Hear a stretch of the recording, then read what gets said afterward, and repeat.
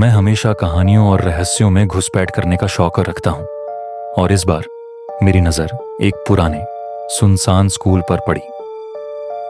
School का नाम था साइन मेमोरियल हाई स्कूल, जो कई सालों से बंद पड़ा हुआ था।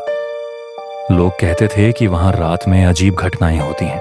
कुछ कहते थे कि वहां भूत रहता है, तो कुछ कहते थे कि स्कूल की आत्माएं अभी भी भटकती हैं। रात का समय था और चांद आधा अधूरा आसमान में लटक रहा था। मेरे कुछ दोस्त और मैं केवल जिज्ञासा और थोड़े साहस के कारण स्कूल पहुंचे।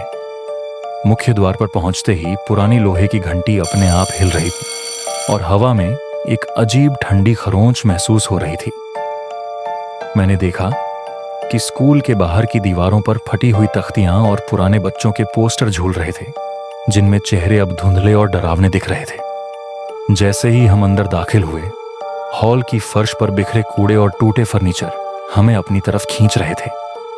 हर कदम पर दरवाजे की चरमराहट और फिसलते पंखों की आवाजें हमारे कानों में गूंज रही थी। अचानक ऊपर से किसी ने एक धुंधली चीख मारी, जो इतनी असहाय और डरावनी थी कि मेरे शरीर में सिहरन दौड़ गई। मैंने सोचा शायद ये हवा की वजह से है, पर मेरी आत्मा कह रही थी कि यह कुछ और ही है। हमने हिम्मत करके ऊपरी मंजिल की ओर कदम बढ़ाए। सीढ़ियों पर हर कदम के साथ ध्वनि बढ़ती जा रही थी, जैसे कोई हमें ऊपर बुला रहा हो।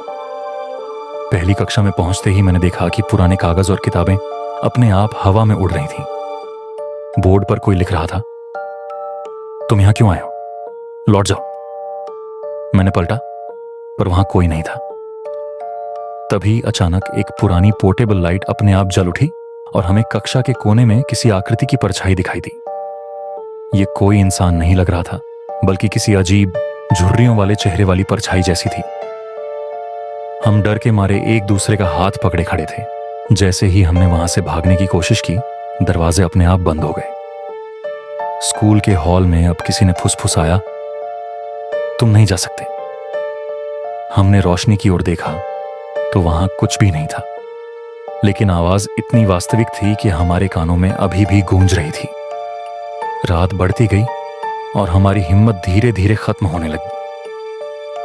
हमने देखा कि पुरानी दीवारों पर तस्वीरें हिल रही थीं और बच्चों के चेहरों की मुस्कानें अब डरावनी हो चुकी थीं। एक कक्षा में अचानक से पंखा तेजी से घूमने लगा और उसके साथ साथ फर्श पर कदमों की आवाज आने लगी। यह कोई जीवित इंसान नहीं था, पर वहां किसी की मौजूदगी साफ महसूस हो रही थी। अंततः जब सुबह की पहली किरणें आसमान में झांकने लगीं, दरवाजे अपने आप खुल गए। हम डर और थकान के मिक्स भाव के साथ बाहर निकले। हमारे दिल अब भी तेजी से धड़क रहे थे और आंखों में वह डर हमेशा के लिए बैठ गया। उस दिन मैंने यह सीखा कि कुछ रहस्य ऐसे हैं जिन्हें जानने की हिम्मत करना बहुत बड़ा खतरा है। आज भी मैं उस सुनसान स्कूल की ओर देखता हूं और दिल में डर और जिज्ञासा दोनों होती हैं। क्या सच में वहां कुछ बुरी आत्माएं रहती हैं, या यह सब केवल अतीत की छाया है?